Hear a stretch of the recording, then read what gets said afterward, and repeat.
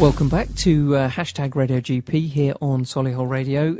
If you have recently listened to our podcast all about prostate awareness, prostate cancer, prostatitis and the enlarged prostate, thank you very much for downloading our episode there, and I hope that has given you some information if you are starting on the journey along those lines. Right, our next section today with Dr Oliver Denton from Daleswood Health over there in Boston, private practice. If you are interested in finding out a little bit more about Dr Denton's practice, it's daleswoodhealth.co.uk, and you can always give the team there a call. It's not just a GP practice, they have lots of different departments now, physiotherapy, and you're going to have to help me now. Yeah, we have chiropody, we have a good mental health, expanding mental health, we have psychotherapists, clinical psychologists. What else are we getting? We're expanding our physios potentially. Wow. Opticians. We're really trying to expand, but specialists in what they do rather than just general. So we're trying to provide as a holistic service as we can there. Brilliant. So, like I say, daleswoodhealth.co.uk for some information on some of the healthcare professionals that we're using here at Solihull Radio for you. Okay, this section is all around eating disorders. Last week, Dr. Denton, I think there was a focus on eating disorders just to bring it back into the public viewpoint. And this is my research from it, so please forgive me if it's not completely correct. I think there's 4 areas. I think there's the anorexia that we know about, and we'll come on to that. Bulimia. There's something called BED that I've been looking up on Google, binge eating disorder, and then there's a catch-all sort of thing, which is other specified feeding or eating disorder, which is OSFED, and that's where a lot of people seem to fit in from the sort of graphs that I've been looking at on the internet. So where would you like to begin? Well, you kind of started in reverse order, if you like, in terms of how common any one of those conditions are. Okay. It's not a spectrum. It's not a at its worst it's anorexia, and at its best it's the OSFED or OSFED. Other specified feeding or eating disorder. The acronym has changed over time. It was changed a few years ago, but ultimately it's a coverall where to reach any of these diagnoses, mental health has always sort of had set criteria that you need to fulfill to confirm that diagnosis. Okay. Excuse me. And sometimes, even though your eating disorder might be really very serious as anorexia, it doesn't fulfill the criteria to the letter. So it isn't bulimia, or it isn't anorexia, or it isn't binge eating. But that doesn't belittle the fact that it's still a serious eating disorder. Mm-hmm. So the fourth one that you mentioned, the last one that you mentioned, tends to cover the majority of eating disorders. From a GP point of view, eating disorders are a very specialist subject. My role in general practice is to be familiar with eating disorders, to really try and pick up on eating disorders, because they are quite subtle in how they present. Often they don't want to tell us that there's a problem, and that's in part what's helped create the condition in the first place. So eating disorders are difficult to diagnose from a GP point of view. Sometimes they are glaringly obvious, and it's an urgent referral, same-day referral sometimes. Sure. But the majority of times it's a delayed presentation. It's something that the individual is ashamed of or doesn't want to talk about, and that's potentially what's fueling the problem in the first place. So eating disorders, again, from my perspective, are mental health focused with the unhealthy relationship with food. Yep. So is it a chemical imbalance to begin with, or is it something that is socially put on people and the way they deal with social situations? It might be a food situation, it might be a cigarette situation, it might be a going and have a glass of wine situation, but it just so happens that it's turned out to be food for them. Yeah. I mean, I'm going to caveat everything that I say in that I'm not an expert. I'm not up to date with all of the latest research as to how these things are thought to develop. Mm-hmm. But in my experience, eating disorders tend to be at first about image, but that's not the thing that starts it necessarily. There are other things such as depression or anxiety or social phobias, being self-conscious, having low self-esteem. There are a series of different things that in their own right aren't particularly unusual or harmful or anything to worry about. Sure. But at a certain point in your life where you're incredibly impressionable or particularly vulnerable, and it tends to be in the teenage years, and that's not to say that's the only time it happens. It can happen at any point in your life. When you are at that position and you are looking out to the world and seeing what you should be like, how do I fit in? How do I make myself like everyone else? There is, in my feelings, an element of societal pressure. We've talked about it lots in the media with regards to body image and this unrealistic expectation that people are given when they open a magazine and see the perfect airbrushed body and this idea of perfection. And social media, to a certain extent, doesn't help that in that we're always presenting our best. Why would we present anything else? And so, your Instagram filters and that perfect picture of you looking extra slim is always put out there.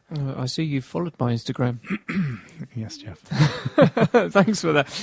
In your experience, is it more female-centred, or are we seeing more young men come through the eating disorder route now? Again, I don't have the numbers to hand, but definitely in my experience, it's far more likely to be female. Mm-hmm. However, male eating disorders are just as harmful and sometimes harder to access. Men just seem to hold it back and want to talk about it even less.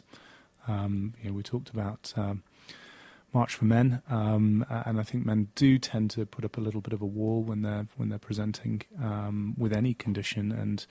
And whilst it is, in my experience, more common in women, it's not to say that it doesn't happen in men. Okay. So eating disorder is about your healthy or unhealthy relationship with food. Let's talk about the two options that we probably hear a lot about in the media. And are they opposite ends of the spectrum? Anorexia nervosa compared with bulimia. So bulimia still obviously gets rid of the amount of food, but you binge eat beforehand, and there's making yourself vomit and taking medication to get rid of the food, which would then presumably not give you the energy which you would then store as fat. So again, that takes body weight down?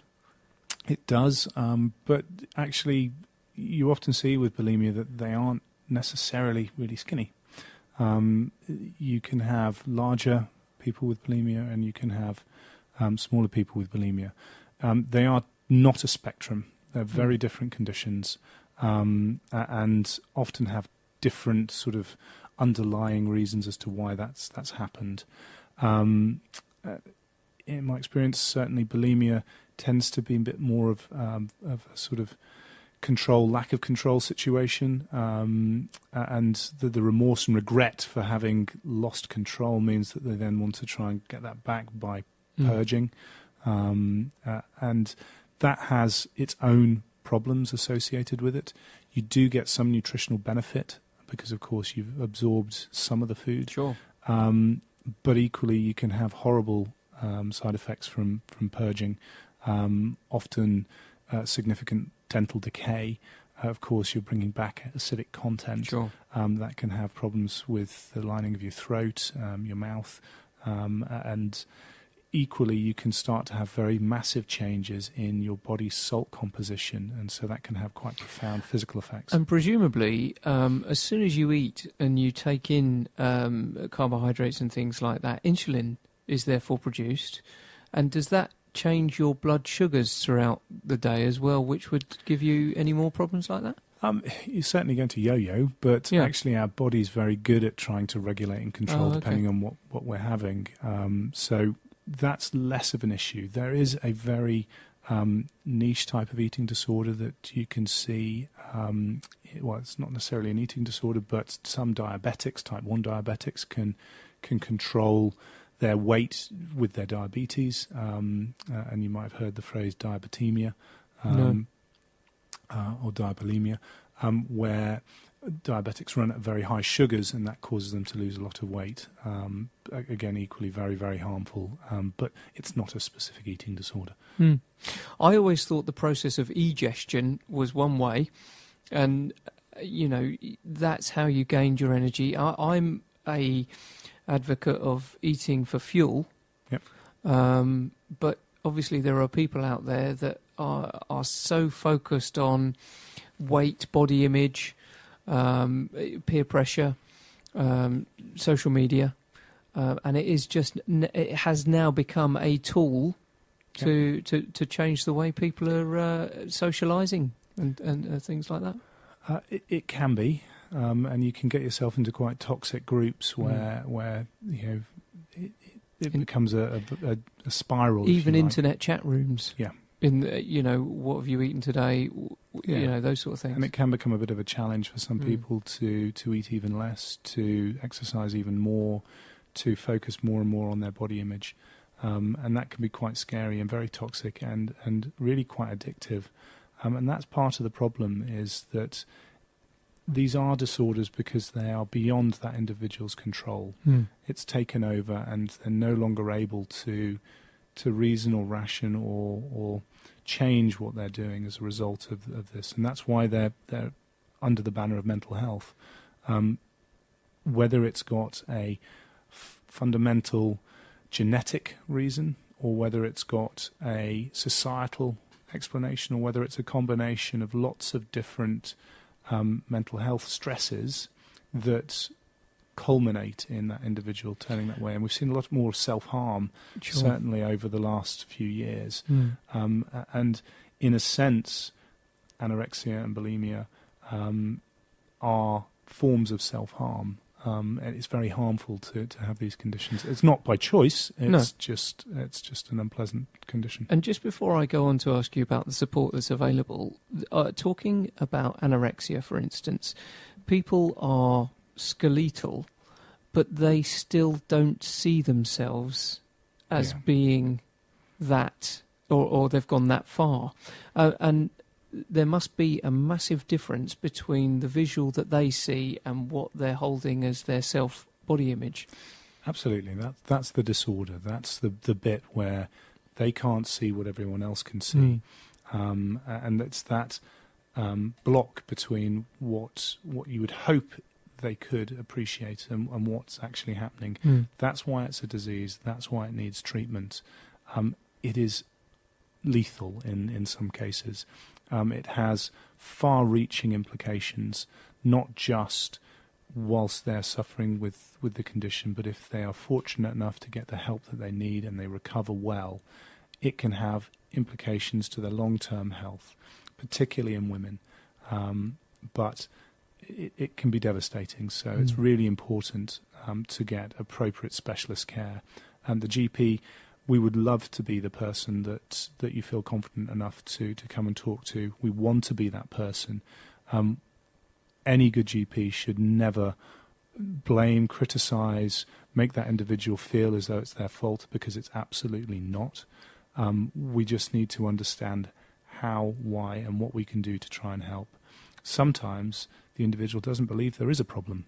No. And it's that shock consultation when they come in for something else, and actually your agenda is completely different to theirs, because you're thinking, oh my goodness, how am I going to help this person? But sometimes their barriers are still up, aren't they, for that? So how do you knock down that wall and say, well, let's get this started first, because they might not be open to, starting on their course of treatment? Sometimes that comes just from developing a relationship with that individual. Doctors have different agendas to patients. Patients sometimes come in with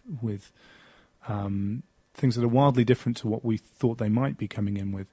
And the aim of trying to achieve an end goal is to develop a relationship where the individual trusts the doctor.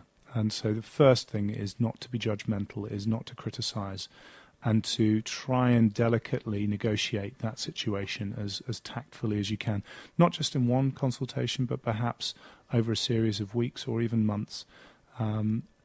Often it's important and helpful to have another family member present or a close friend.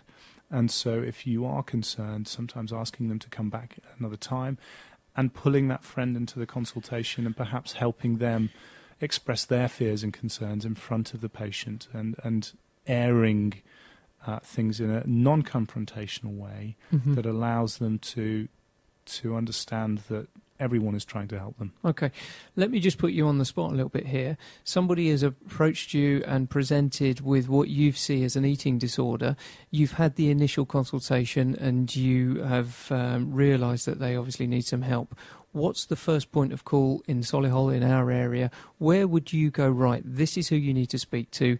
What is the treatment plan for somebody with an eating disorder? Is it and I don't pretend to know all of the answers, but it's not just a case of, right, let's get you into a hospital where they give you 3 meals a day and bring your fluids back up to normal and things like that. Is it? How does it begin? So it really depends on age and severity.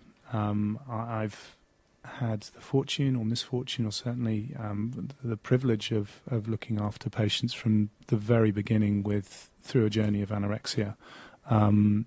I was ever so grateful that they wanted to come and speak to me about it, and really pleased that we could make a difference to that individual. But in that case, the first thing that I did was speak to the mental health team, speak to the psychiatry team.